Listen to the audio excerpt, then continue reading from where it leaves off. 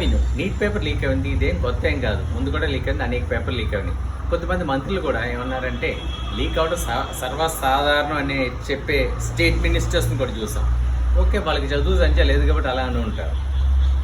కానీ నాతో చదువుకున్న నా క్లాస్మేట్స్, నా అంత చదువు చదివిన వాళ్ళు, వివేకం ఉన్నవాళ్ళు, నాకు మిత్రులే కాదు మిగతా వాళ్ళు కూడా అందరూ ఏంటి సోషల్ మీడియాలో ఉన్నారు, పర్లేదు మళ్ళీ ఎగ్జామ్ పెడుతున్నారు కదా, ఎగ్జామ్ పెట్టడం పెద్ద విషయం కాదని పెట్టచ్చు.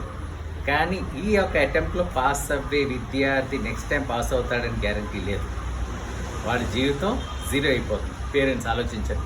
పిల్లలకి అంబిషన్స్ పెట్టి చదివిస్తున్నాం కదా, వాళ్ళకి న్యాయం జరుగుతుందా లేదా అన్నది చూడండి. ఇంకోటి ఏంటో ఒక పక్కన రిజర్వేషన్స్, ఒక పక్కన ఇంకో కేటగిరీ, ఆ కేటగిరీ అన్నీ తట్టుకుంటూ విద్యార్థులు కష్టపడి 6th క్లాస్ నుంచి 12th క్లాస్ వరకు పడుకోకుండా సరిగ్గా తిండి తినకుండా కష్టపడే విద్యార్థి యొక్క పేరెంట్స్ తెలిసి బాధ ఏంటో, ఆ విద్యార్థి తెలిసి బాధ ఏంటో. కానీ ఆ బ్యాచ్లో మన పిల్లలు అనుకోండి, ఆ బాధ మనకు తెలియదు.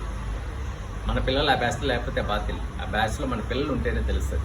స్టేట్మెంట్స్ ఇవ్వటం ఈజీ అండి, సోషల్ మీడియాలో ఇష్టం వచ్చినట్టు మాట్లాడి ఈజీ. కానీ ఆచరణలోకి వచ్చి మన పిల్లలు ఉన్నప్పుడు ఆ బాధ ఏంటో తెలుస్తుంది. ఏమంటారు?